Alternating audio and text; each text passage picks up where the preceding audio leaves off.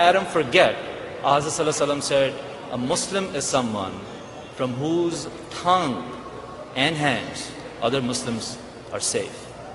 My dear Adams, who is better deserving of that safety, that security, than the person who lives with us, than the person that we all went and requested that be my guest for the rest of our life? Who else is better deserving of that security, verbally and physically? But Satan made us forget that. When we started abusing verbally, the next step is what? Physical abuse. And unfortunately, some of us, some of the Adams, committed that sin. And there is no hiding. In fact, that bothers me, that really disturbs me when this does not get discussed. Because Prophet, who understood, and Satan said, Holy Quran sanctions you, by the way, that yes, you can go beat your wife. Wrong. Holy Quran never sanctions any man to ever put his hand out of his anger just to vent his own anger. Wrong. Holy Quran never says. Prophet, do we understand Holy Quran better than Prophet? Prophet said, La tadribu ima'illah. See, don't hit these maid servants of Allah.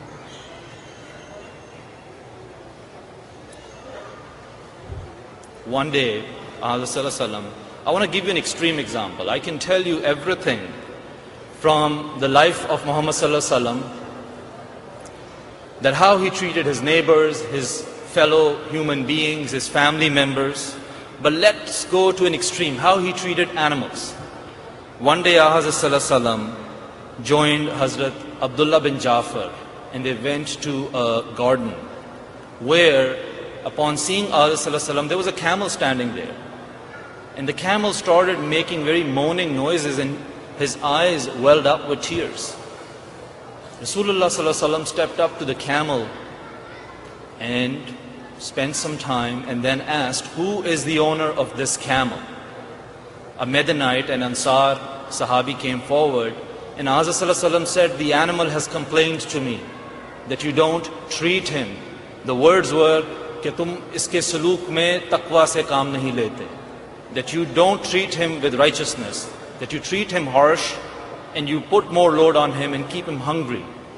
You should treat the animal better than this.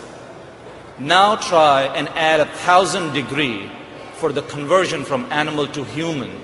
Add another 10 degrees for that peripheral human, make him your neighbor. Add another 100 degrees, make him your cousin. Add another 50 degrees, make him your brother or sister, and then add another 100 degrees, and this is your spouse. What is the level of respect? What is the level of love and humility and kindness and compassion does that spouse deserves? So unfortunately, when we became physically abusive, Satan went back to Eve. And since Eve not always was in a condition to punch us back, Satan said you could be passive aggressive. Now you start keeping your secrets from him. You don't have to share everything with him. You don't have to do everything that pleases him. You can talk back. You don't have to treat his family well. And that is the behavior of passive aggression that then we all witnessed. Making Eve forget the golden principles that Hazrat Amma Jan, the blessed wife of promised Messiah, suggested, discussed with her daughter, Hazrat Nawab Mubarakah Begum Sahiba, at the time of her wedding. She gave her 4 advice. Never keep a secret from your husband. Even if he does not know, Allah will know. And the moment he comes to know, what will happen? You will lose your respect. Second piece of advice, never talk back to him when he's angry.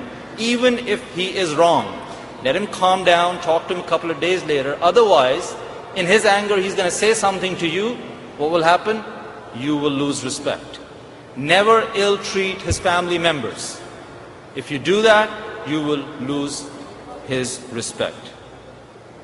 Unfortunately, Satan made Eve forget that beautiful advice. This started a constant tussle, a constant anger, mistrust, where love was being depleted from that bank account every day.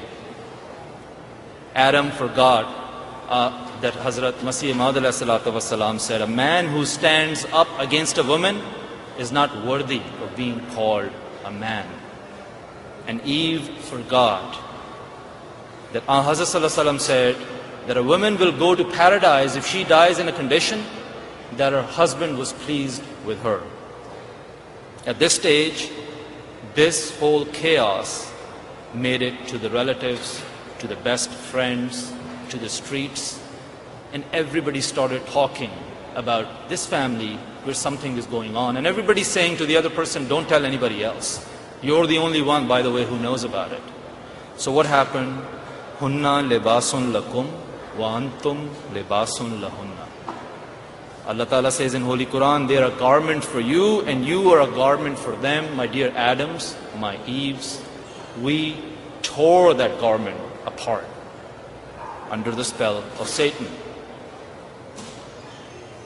See, any advice that comes from wherever, with all due respect, whether that's the parents, whether they're friends, brothers, sisters, that encourages a couple to sever that relationship, in my humble opinion, is satanic advice. Is coming under the influence of Satan. Because what that advice will do is a couple will be debarred, will be kicked out of their beautiful paradise. So therefore, when this whole discussion goes outside the home, we get into that trouble. The relationship ends at this stage, whether in a divorce or in a long silence, where each person just waits for the right time. And at this stage, Adam and Eve both forget, particularly Adam, that Hazrat Masih Maud said, except indecency or vulgarity, all petulant behavior peculiar to women must be tolerated. And our children look up to us thinking, I wish my Adam, my father, had never gone close to that tree. My Eve, my mom, had never gone close to that tree. Fast forward this a few hundred years, because this probably has been happening for centuries. Those children grew up.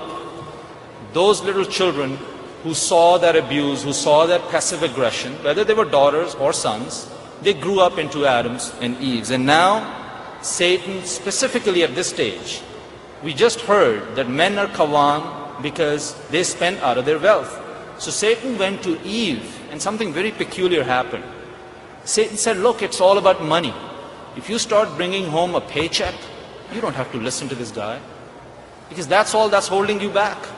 And a sentence commonly thrown around in media is, you poor thing, when are you going to have a life of your own? As if, Nauzubillah min zalik, Ummahatul Mu'mineen did not have a life.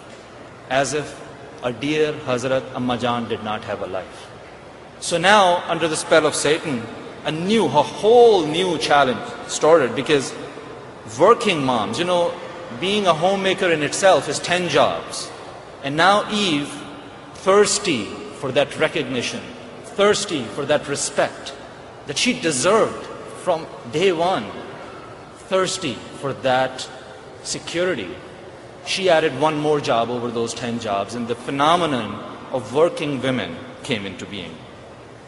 At this stage, we all realize, if you are a working mom, who remembers the phone number to the pediatrician? Is that you or your husband? Who knows the size, the shoe size of your children? Is that you or your husband? Eve was unable to shed those 10 jobs because Adams, we are hardwired a certain way. So therefore, all that emotional energy and reserve that Allah had provided Eve was depleted. And now we are up in arms. We have no patience, no tolerance. We are living in a Walmart world where a marriage is sometimes something you purchase from a Walmart, as long as you have a receipt, you can return and get a full refund. But we fail to understand how we got here. So a quest for paradise on this earth, unfortunately, ended up into a battle for control. No one wants to follow